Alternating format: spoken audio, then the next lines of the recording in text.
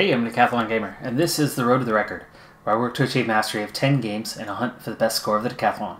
If you like what you see, remember to hit that like button. You want to see more? Hit subscribe. Let the games begin. This is Draft Day Sports College Basketball 2019, episode 23 of the season of the series, and it's game number 1 in the season. We are playing against Houston to get our season underway. Houston, one of the top teams in the country. We are at home, though, but it's not looking good early on as they are off to a very quick 9-0 start as Jared Finger finally drains a three-pointer for us. Granberry comes down the next time, gets a 2. Jefferson and 2 after that. And we're back into this game, just down 3 points, 5 minutes into it. So as you're watching this, it is, of course, the final weekend of the March Madness tournament in real life. 1 point game now. And at the time that I am recording this, we are right in between everything. So the women's tournament, Final Four matchups were played out this evening. I'm recording later in the evening here. And then, as you're watching this, tonight will be the men's Final Four matchups. So we are right down to the end of the tournament. Really, between the two tournaments combined, there are just 6 teams remaining. And at the same time, on my other screen, muted, albeit, my Blazers are playing the Nuggets right now in a tight contest in the fourth quarter in that one. So a lot of basketball action going on right now. It's a good time if you're a basketball fan, especially with playoffs coming.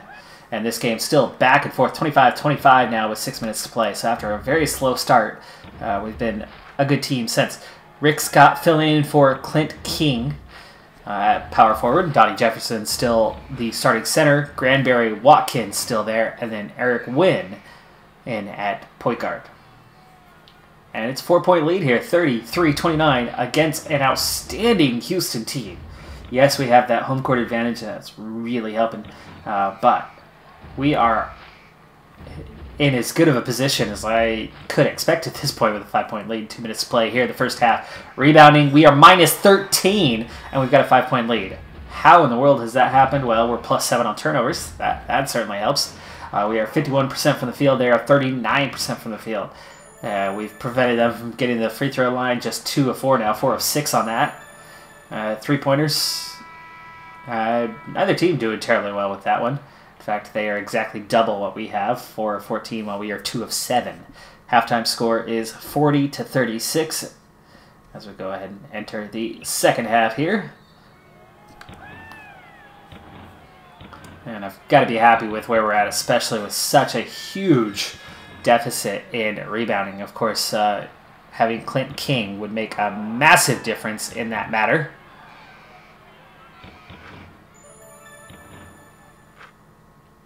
(43-36) now. Rebounding deficit has come down a good bit, just to minus 10 now. I think we were minus 15 not so long ago. Big 3 there. 45-40. 15 minutes play here in the opening game of the season. This is a season that has some potential, has some real potential. Of course, last season had some real potential too. But devastating injuries throughout the season. One in particular had the biggest impact. The reigning Conference Player of the Year, Clint King, goes down with what amounts to almost a full year absent for Clint King with a, what was it? Torn calf muscle? Torn Achilles, that's what it was. Torn Achilles. And he is still not back from that injury as we begin a new season. It's 57-54 now. The lead is shrunk a little bit. In fact, now it's gone completely. As I was just thinking about a timeout, we go and get the dunk and get 2 quick buckets and take away whatever momentum they had built. So they saved me a timeout here. Houston themselves are down to 2. And we now have scored, what was it, 5 unanswered? But they come back. Ooh, big bucket there. Quickly regain the lead. 5 minutes to play here.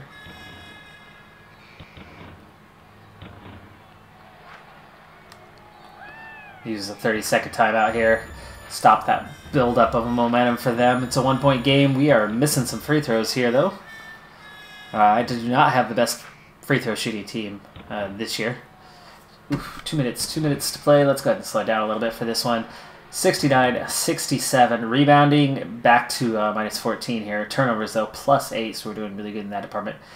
We are stifling them on defense, just 38% from the field, while we are shooting nearly 50%. That is absolutely keeping us in the game. But 40% from the charity stripe is absolutely horrendous. 73-69, 50 seconds left in the game. Ooh, fast break. And it's 75, 6 points. Make that 7 points, 16 seconds left, 15 seconds. And it looks like we're going to open up with a massive win. Yes, 76-69. Final score, Granbury with 19 points, 12 boards to lead all scorers in this one. Jefferson adds 14 points, but the center grabs just 2 rebounds. Lofton wasn't the main guy. Rick Scott was, but our main 3 guys down in the post, well, all 4 guys down in the post. Oh, look at that. Clint King actually played. Okay, nice. Clint King played a couple minutes. Had 1 rebound, 1 point, committed 1 foul. A little scary, though, that he is actually out there when he's still a good ways away from being ready to go.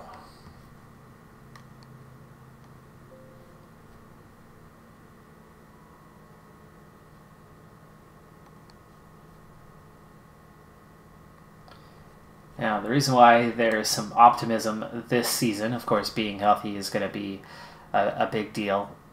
Oh, okay, Clint King is actually closer to being back than I thought he would be. Just 10 days away from being back to full strength.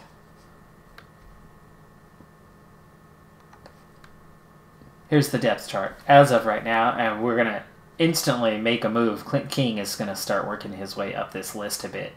Trico, Dixon, and Hampton are our 1-star guys, and then we jump into quality. So, Jared Finger starting at point guard, just 2 stars. He's not great, but we've got Watkins. Watkins is 4 stars now. Granbury is 4 stars. Rick Scott, 3 stars. Donnie Jefferson, 3 stars. That is an outstanding lineup.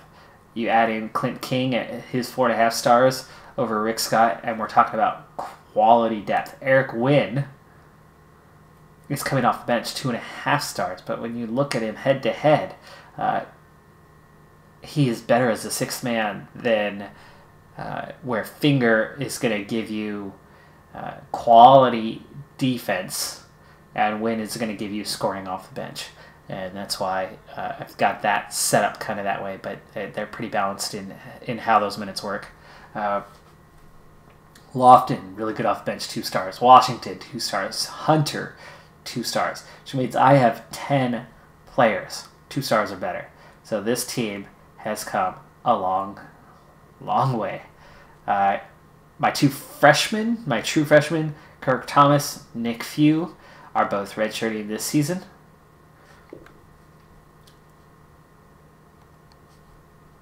And then the 2 junior transfers, Rick Scott, right now in that starting lineup in place of Clint King for a little bit here.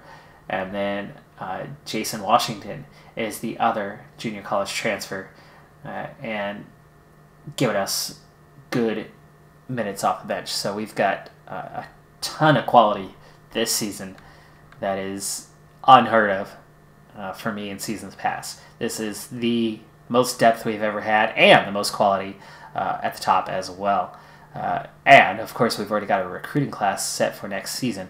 Emery's rank not looking fantastic, but he's still looking like a quality player. And then LaShawn Russell, Thomas Fleming, and Jack Lockwood, all 3 in the top 100. This is an outstanding class coming in, and we've got an outstanding group right now. And what we lose next season, well, Watkins, yeah, that'll be a loss. But Finger, just kind of, edge of starting lineup. Lofton is a fringe player. Jefferson, yeah, that'll be a bit of a loss. But we've got 2 players, essentially. So I still got high hopes that we'll have a pretty good squad next season as well. We're not going to have some major drop-off in quality after this season, even though we're losing 2 key starters. Because we've got so much quality coming in as well. And if players are developing, that would be something. That would be something. This could be a big year, and this could be a really big stretch of years here coming up for the team. Let's go ahead and finish out this first week. I want to get things moving along. Speaking of moving along. So, Final Four matchups. Again, tonight, the women's Final Four matchups were played out. And I know that they get a smaller audience than the men do, but it is completely unjustified because I've been watching both tournaments, and I've got to tell you, the women's tournament has been far more competitive. It's been far more exciting to watch. I have enjoyed it much more than the men's tournament.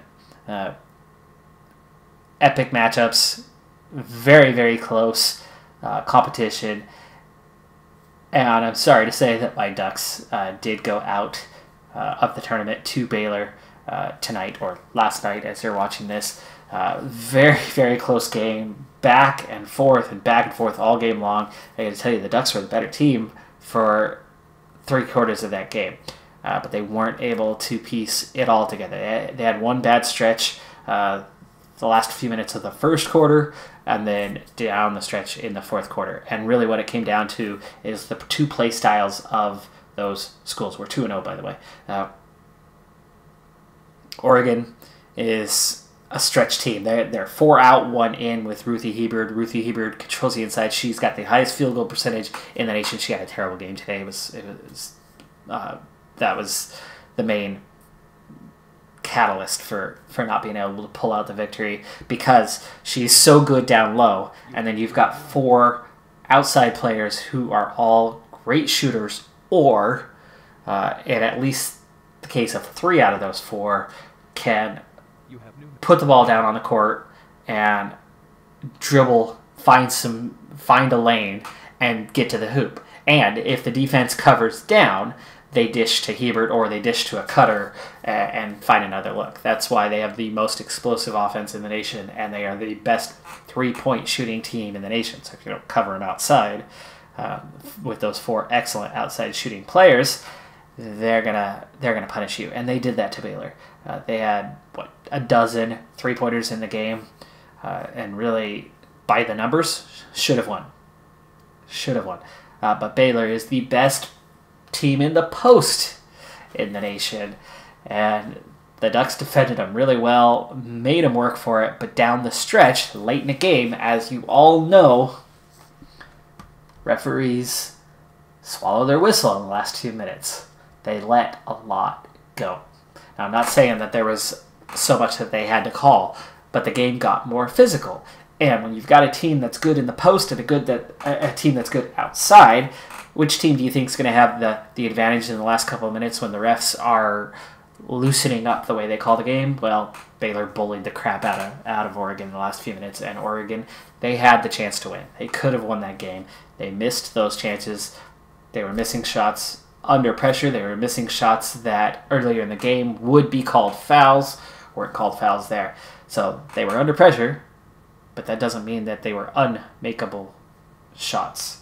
And they missed those chances. Next up for my team here, VMI, they are 0-2 to start the season. We are 2-0 to start the season. RPI already looking good, 77, just getting started here with that win over Houston. And we go to 3-0. Next up is Samford. Samford's 2-1, but we've got a huge advantage in terms of divisional ranking and prestige, so we should be able to open the season 4-0.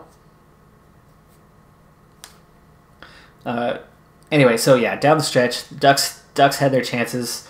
Ionescu played a great second and third quarter, and she was good in the first quarter, even though she didn't score there. Struggled in the fourth. Hebert struggled in the game as a whole. I think she only had 4 points, maybe 6 points in the entire game. She was afraid of taking those shots down low and kept coming out because Baylor was so strong. 2 really, really good post players, and Lauren Cox was amazing. She absolutely got her team that win, fought for it, and Baylor is going to win the national championship. I don't think that they're going to have much of a contest from Notre Dame. Notre Dame is good in transition. Notre Dame can score. And yes, Notre Dame is the other winner in the other half of the Final Four.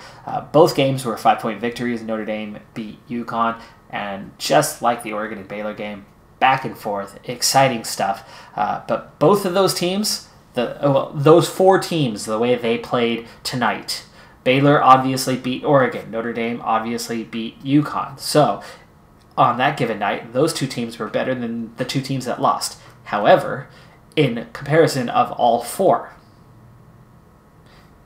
Baylor would have beat Notre Dame or UConn and did beat the Ducks.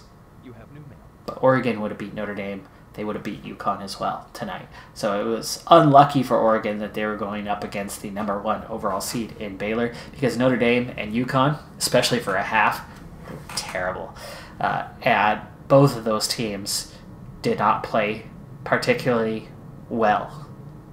Notre Dame got hot in the last few minutes to pull away from a game that was back and forth, and UConn missed their chances down the stretch, which is the same thing the Ducks did. But for up until those last few minutes, the Ducks played extremely good, and Baylor just happened to stay with them, and in many cases even have a small lead over the Ducks as that game was back and forth. That's because Baylor was just so good in the post with those 2 players. But Notre Dame and UConn were equally poor. And so I think, regardless of whether it was Notre Dame or UConn, the championship game would be Baylor and Oregon if they were spread out on opposite sides of the Final Four. But that wasn't the case, so Baylor and Notre Dame for the championship. RPI now up to 49, just 4 games here into the season. Letter of intent from all the guys. Nice. Always good to see. I will need to keep an eye out a month from now when the SAT scores come out. There were a couple guys marginal. There is a small chance that they will not qualify.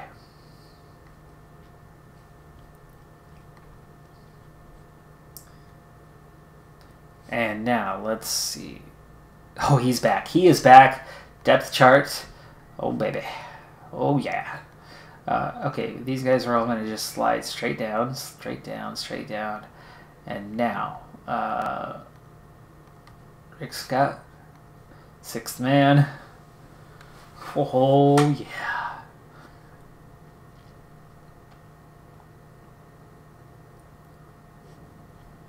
I'm going to leave him at 70. He's been 65, 60 these last couple seasons. But it's time. It's time. Clint King going in. And I'm loving having a 3-star on the bench, a 2.5-star on the bench. That is absolute quality to this team. That is unheard of. Sub-rotations, which I didn't even adjust last time, so he wasn't picking up any actual minutes, just subbing in because they knew the quality that he had available.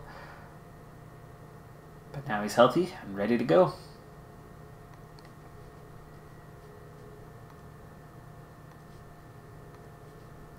Next up, San Francisco, home game, which, by the way, last season, if you remember, if you saw the opening episode of last season, it was one road game after another, after another, after another. We had, I think it was 2 home games in our non-conference schedule.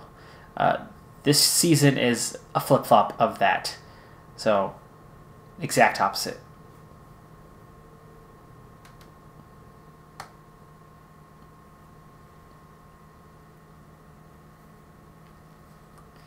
So with this quality in the lineup, with this quality in the depth on the bench, if I can keep this team healthy, we can win a lot of games this year. We're off to a 5-0 start. We've got Louisiana Tech on the road next, but they are an 0-4 club. It's certainly a winnable game.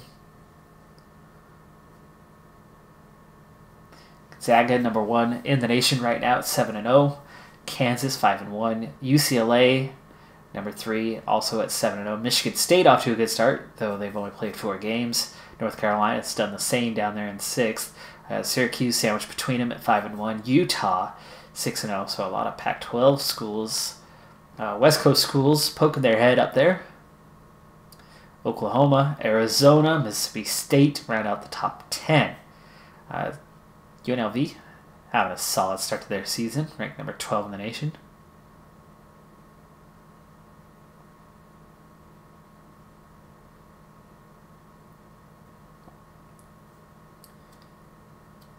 Anytime you play on the road, regardless of our perfect record and their winless record, Louisiana Tech is still going to have a chance in that game.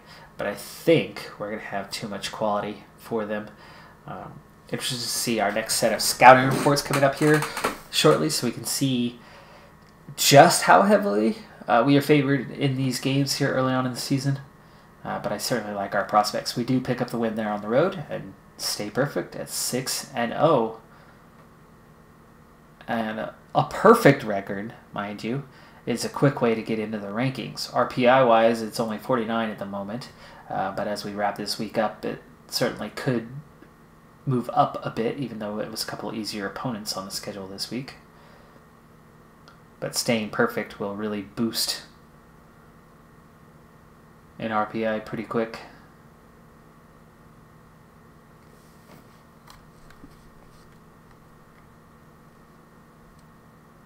You have new mail. No, or not. Like I said, it was a couple weaker opponents, so the strength of schedule dropped so much that our RPI actually plummeted, even though we are still undefeated. Alright, so we actually are playing Houston a second time, and here's what I was talking about with how good they are. They are 5-1, which means the only game they've lost was to us. They are in Conference B. So Houston is very much a good team. A very good team. And just a season ago, they were in the top 5 most of the season.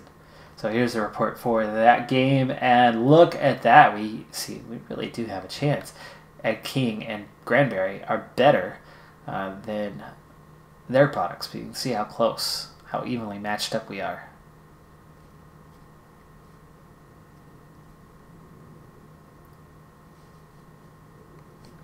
Now, here's how we compare to somebody else. Portland, the Pilots, 3-2, Conference Q, rivalry, 84% favorite everywhere other than Finger. And remember, Finger is more like a 7th man who's actually getting the start just because of the way he fits into the lineup.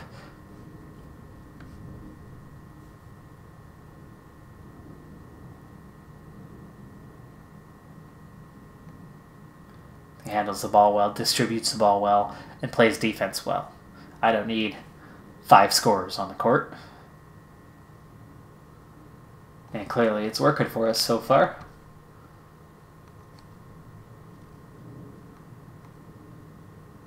Alright, let's go one day at a time here so we can see what's going on. This game coming up, look at the schedule here, I believe, yeah, there you go. It's the Las Vegas Invitational. That's why we were playing Houston a second time this season. And here's been our scoreline so far with that 76-69 win over Houston. Loyola, we beat by 10. Huge victory over VMI. 20-point victory over Sanford. San Fran by over 30. 7 points. Like I said, road game. Road games are closer. And this is the only road game we have, other than we've got to go to Vegas for this tournament here coming up. But we've got Old Dominion and Portland coming up first. So we can push through this week.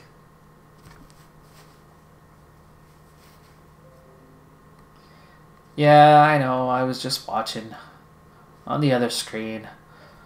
It was sad. All my teams are losing tonight. In fact, speaking of, now that the women's tournament is down to the championship game,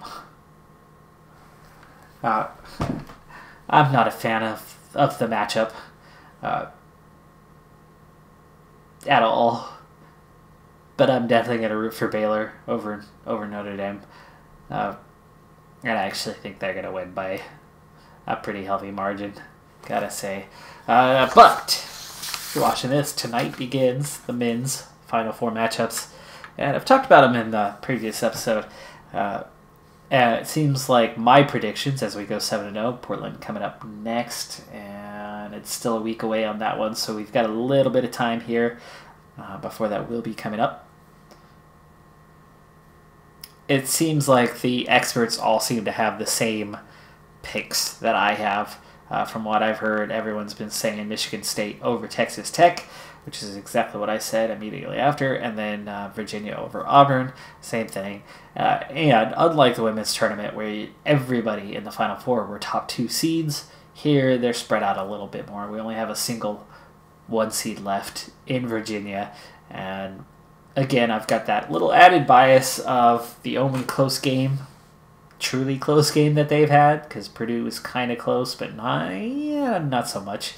The only truly close game that looked like they could lose was Oregon.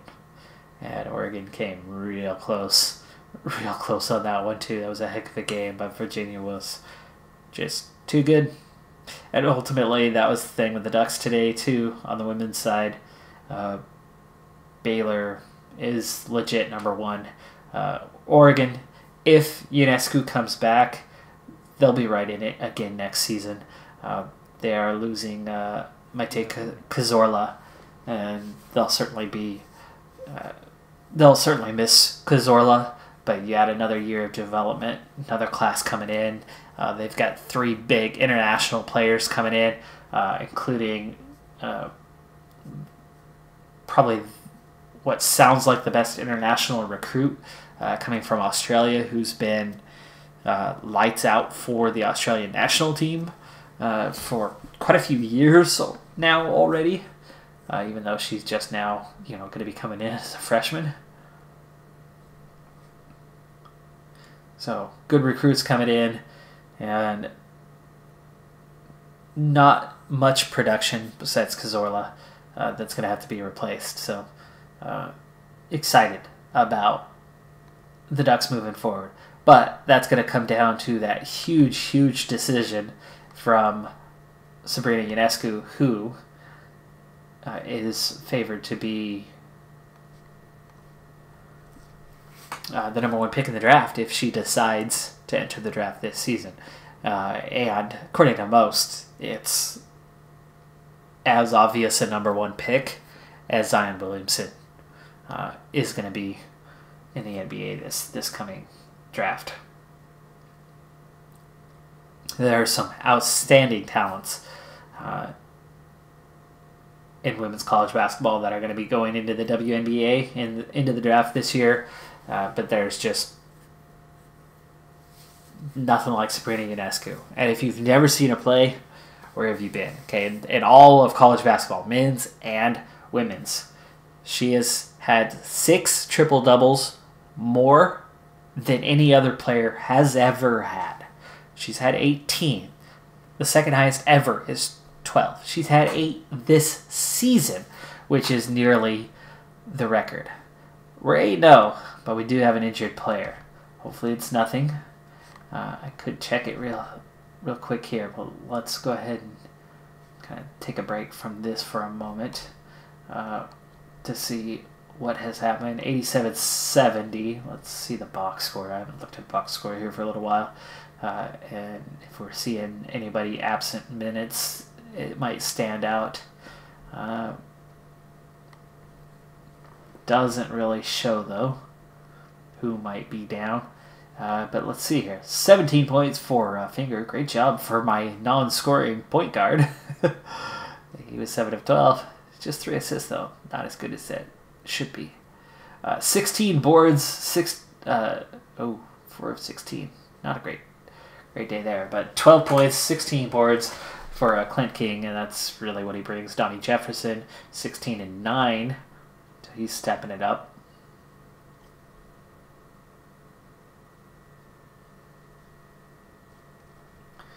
King was player of the game. 5 blocks to go with it. 5 assists.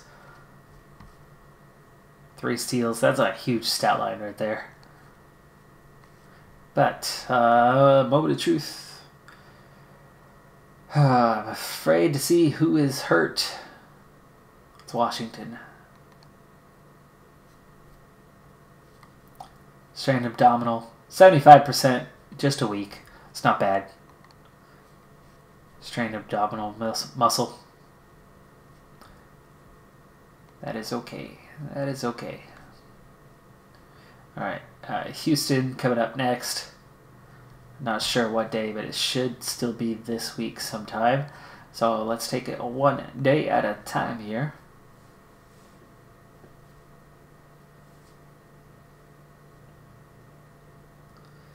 So yeah, my earlier prediction for the men's Final Four, I definitely stand by it. I think Michigan State over Texas Tech. I think Virginia over Auburn. And I think Virginia over Michigan State.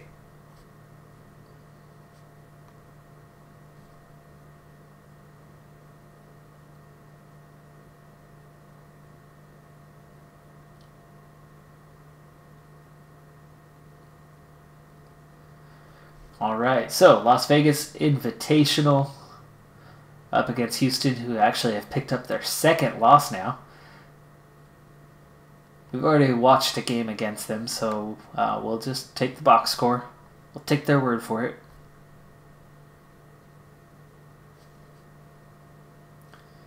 Boy, another win here over a Conference B team. Not that I'm expecting it, especially we're not at home now. But we do have Clint King, and we didn't have Clint King. And we're still alive in the tournament. We beat Houston 2-for-2, 78-61. Are you kidding me? Are we that good? Oh, I have high hopes. I have high hopes. 26-20 in the paint.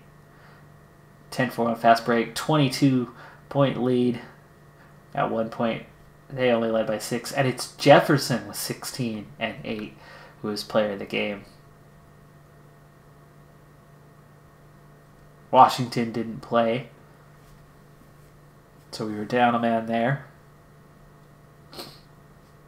Rick Scott, 18 solid minutes, 7.7 boards. Watkins had 15. Jefferson, 16 in that game with his 8 boards. Clint King, just 11 points and 9 boards. Really quiet day for him. 4 of 13 shooting. He took 5 3-pointers. Granberry, though, I think that's the man right there at plus 27. 10 points, 13 boards coming out of the small forward position. These guys each had 4 fouls. They had a lot of players with fouls, but nobody fouled out either team. And we protected the ball really well. Just 6 turnovers in the entire game to their 13. That is one thing. I'm getting not quite to the elite status of defense yet, but this defense is now really good. Finally. Something I've been working towards, recruiting-wise, to get better and better on defense.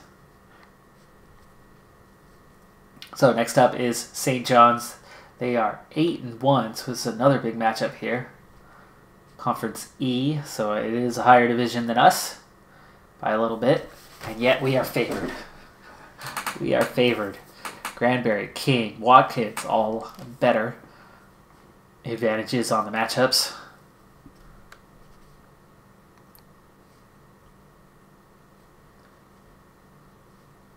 Let's see. I want to see the tournament. Oh boy. Oh. Alright, so we are the 7th seed entering this tournament. Gonzaga beat Richmond. Georgia State beat Rhode Island. St. John's beat George Washington. And we upset the number 2 seed, Houston, entering this tournament. Nice. And a win here could likely bring on a matchup with, well, they were the number 1 team in the country. And there was no reason for them to drop, but that's how things work around here.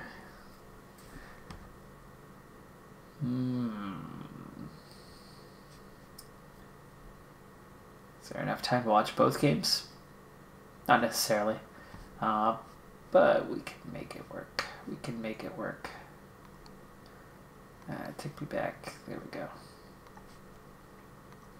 We'll watch this game, but we'll try to watch it quickly depending on how it's going. Actually, really, either way, win or lose. A win, and we've got a chance to win this tournament. This tournament really doesn't mean anything. It's just setting up the profile, but being that we are 9-1 right now, 9-0 right now, we are in a really good position. Of course, Clint King, remember those first, 4 games of the season, hardly played, so his numbers are a little bit off. He was getting just a minute or 2 a game. And our first possession was a 3-pointer from Jared Finger.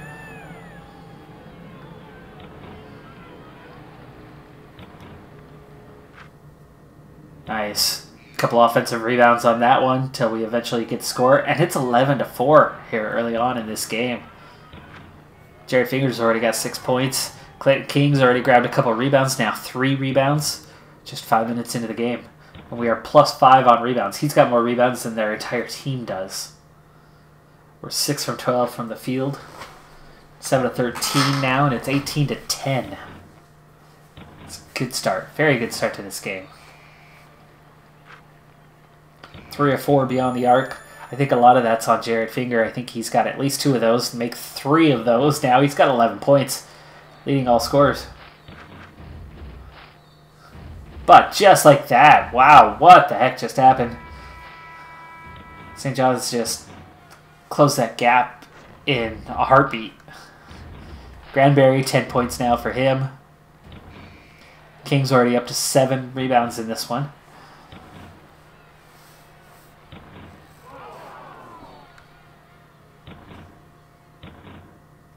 It says we have the momentum. It doesn't feel like it to me. Oh, another big 3. 28-22. Okay, maybe we do. +7 on rebounds still. Turnovers, -1. That's not looked so good, but they are just 30% from the field, and that is that big defense. We are forcing a ton of misses. And then when you have a rebounders like King and Granberry, and then, you know, even Jefferson or Scott in the center position are pretty okay there as well. What is going on with Jefferson, though? Is he just recovering? Yeah, I think so. There we go. Halftime, and it's 44-30. Nice. So nice. I don't think we're in contention yet. We haven't hit that top tier. I don't think we're in contention for winning the tournament or anything. March Madness tournament, I mean. Even this tournament, for that matter, because we've got to get through, most likely, Gonzaga in the next round if we do go on to win this game. We are up 12 right now, but there's a lot of game left to play. 50-36 now. +10 on the rebounds. Turnovers are finally level. Field goal percentage, 52%. So we are scoring the ball really well here.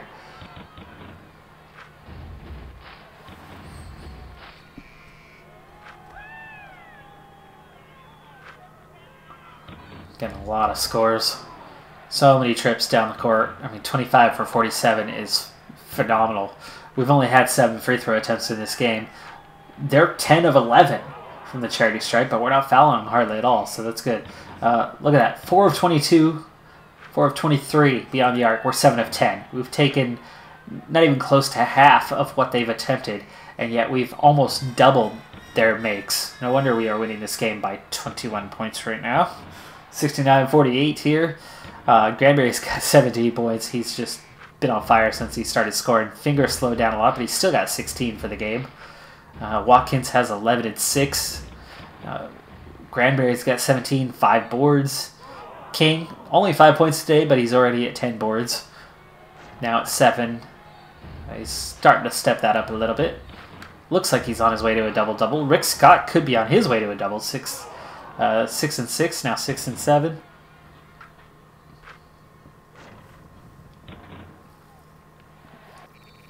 Two minutes left to play here. Cruising to victory at this point, 25-point lead. And we will be in this weekend tournament championship.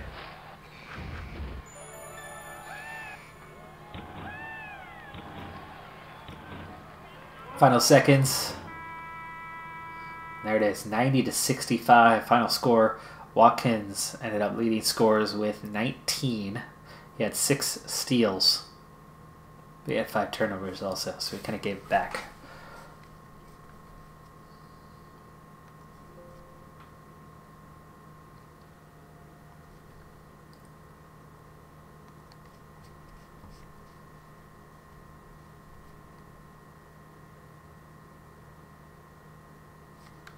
Now, if we weren't ranked at the end of this weekend, I feel like we really need to be beating Houston again and beating St. John's. And then, yeah, there's Gonzaga. Number 2 in the nation. We've never had a win higher than, I don't know, maybe 8th.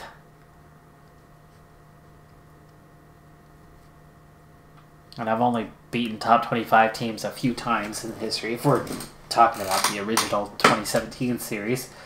In this one, I think I've had 1 victory over a ranked opponent.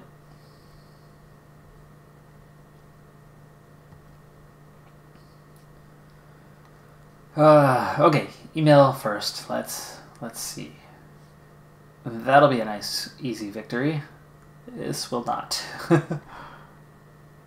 Oh my goodness. Like I said, see, we have not hit that elite level yet. King has an advantage at his position. Granberry's on equal footing. We are at a massive deficit everywhere else. They are good. They are very good. That's what I was saying. We might be able to get a couple rounds into the tournament. We might be able to surprise a lot of teams and maybe even squeak our way into the Sweet 16. But Washington's still out, so there's that. And we have not hit this level. So this is a good team. It's a very good team we've got this year.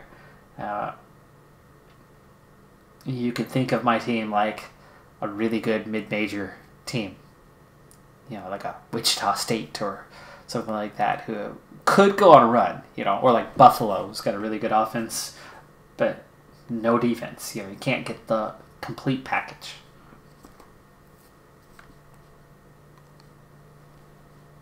All right, well, this doesn't quite wrap up the non-conference schedule, but I will wrap up the non-conference schedule after this. It very well could be all wins with just a couple, 2-3 games left that are some easier opponents. This is the game that's the challenge, though. You know, a win here, guaranteed we're going to be in the rankings, but Gonzaga gets off to a quick, strong start, 8-2 already in this one. Like I said, we're good, but we're not elite.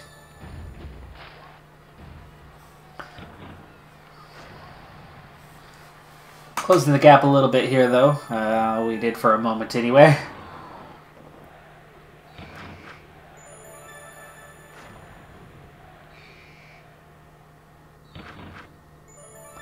$20-7. It's not looking so good. Not looking so good. We got to score there. We got to stop there. And we got to score there. So, hey, that's a good little stretch. Built some momentum.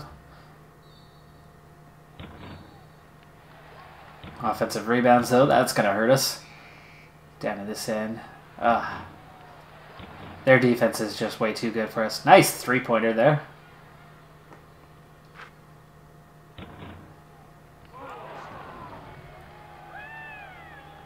Scores down to 10.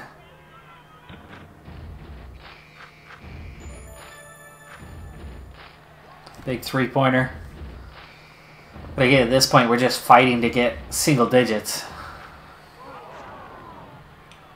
2 quick scores. But then we trade buckets.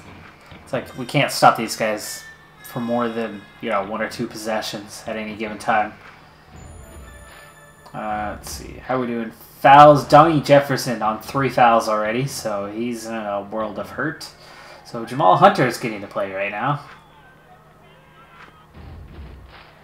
Kings only grabbed 3 rebounds, so he's not his normal dominant self.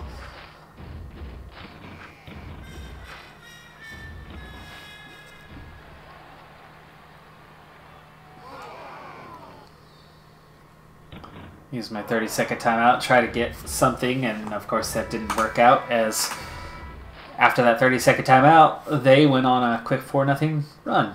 51-36 halftime score, and we are going to definitely lose this game, and I'm also out of time.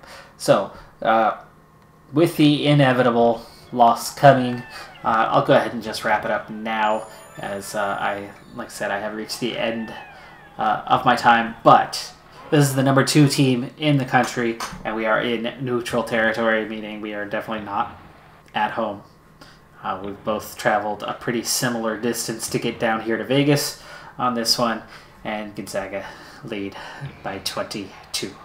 20! Yay! Hey, we're back to that 2 and a 0. Anyway, and in real life, Gonzaga should have beaten Texas Tech. Come on, guys. How did you lose that game? Why aren't they in the Final Four?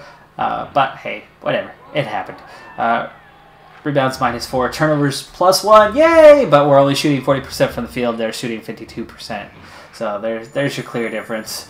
We're 6 of 14 beyond the arc, which is awesome, but they're 11 of 18 beyond the arc. They're just too much for us to handle. Looking at the stat line, we're not playing bad.